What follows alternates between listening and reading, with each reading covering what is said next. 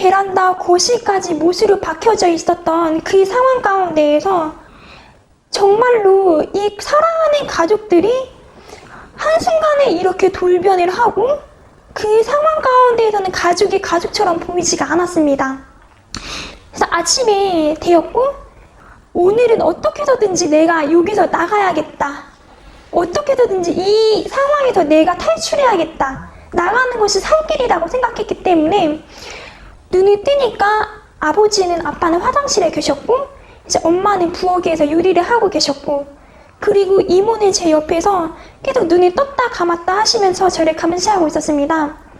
근데 그 후에 이모가 잠깐 이제 잠이 든 사이에 이때가 기회다 싶어서 현관문 쪽으로 갔더니 아니나 다를까 이제 끈으로 묶여져 있더라고요. 근데 너무나 감사하게도 진짜 하나님의 은혜로 너무나 감사하게도 이 끈이 너무나 잘 풀리는 끈이었더라고요. 그래서 끈을 풀고 문을 따고 이제 맨발로 슬리퍼를 들고 그 자리에서 그 현장에서 탈출하게 되었습니다. 이것이 이제 첫 번째 사건이었고 이제 두 번째 사건은 집이 2층 집인데 이제 화장실에 사람 한 명 정도 나갈 수 있는 이제 공간이 창문이 있는데 이제 세면대를 올라가서 그 창문으로 나와서 이제 탈출을 하게 되었고 그때 당시에는 신발을 신을 수 있는 그 겨를이 없었고 어떻게든지 이 자리에서 나가야겠다라는 그 생각만 있었기 때문에 눈이 너무너무나 굉장히 많이 왔던 그 맨발로 차 도로변을 정말 미친 듯이 뛰었습니다. 동생한테 내가 화장실을 가야겠다 이렇게 얘기하니까 동생이 그 쇠사슬 풀어주더라고요. 그래서 화장실에 들어간 사이에 진짜 많은 생각을 했었던 것 같아요. 탈출을 해야 되느냐 아니면 그냥 계속 있어야 되느냐.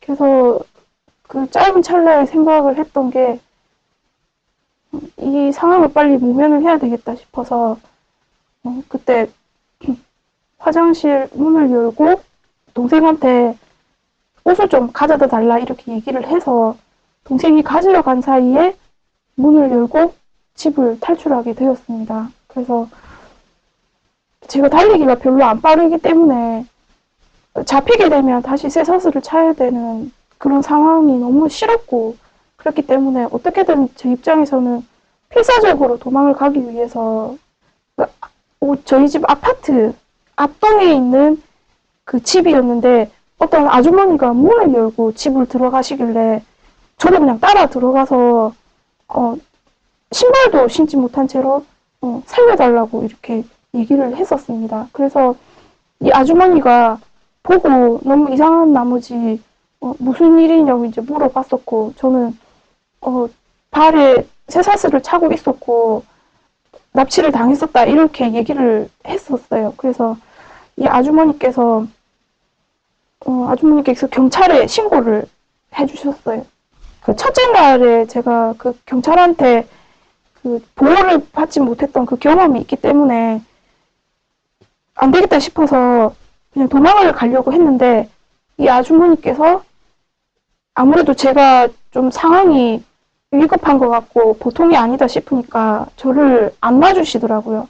그때 당시만 해도 제가 집에서 있었던 일도 그렇고 너무 정신적인 충격이 커서 어떻게 더 이상 도망을 가고 내 상황을 어떻게 수습할 제가 처지가 전혀 아니었었기 때문에 그 경찰한테 그냥 제 있는 상황을 그대로 얘기할 수밖에 없었고 그래서 저는 다시 그 경찰에 의해서 저희 집 근처에 있는 이제 가게 되었는데 또 역시나 가족의 문제이기 때문에 대수롭지 않게 생각하고 저를 다시 집으로 돌려 보내겠다라고 이렇게 하시더라고요. 절대로 부모님과는 같이 가지는 않겠다라고 얘기를 했는데 이 경찰은 제가 집에 가고 난 뒤에 1시간 뒤에 저희 집에 오겠다.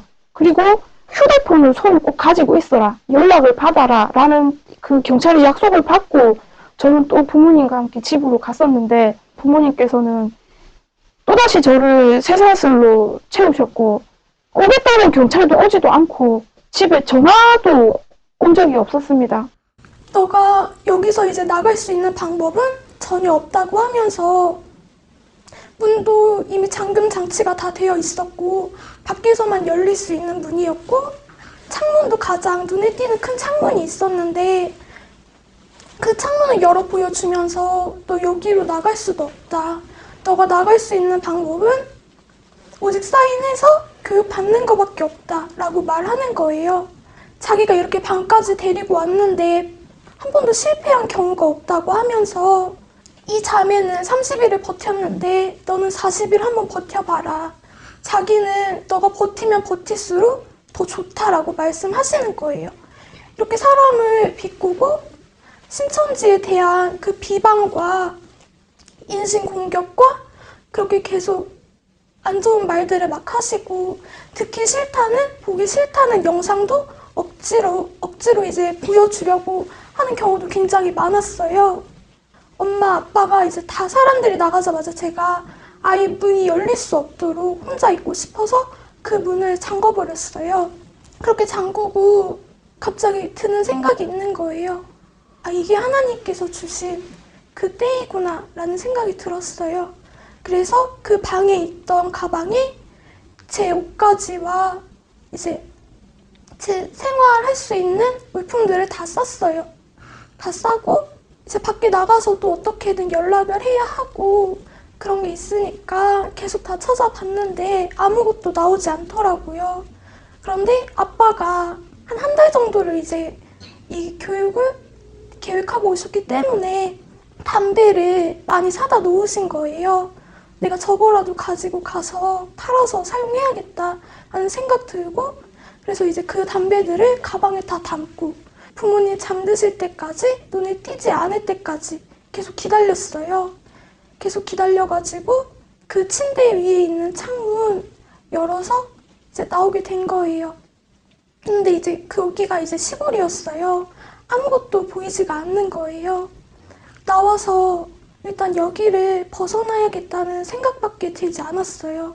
그래서 계속 타고 올라가면서 굉장히 추운 날이었거든요. 겨울이었는데 보이는 편의점마다 다 들어가면서 이쪽으로 가면 어디가 나오냐라고 물어봤었어요.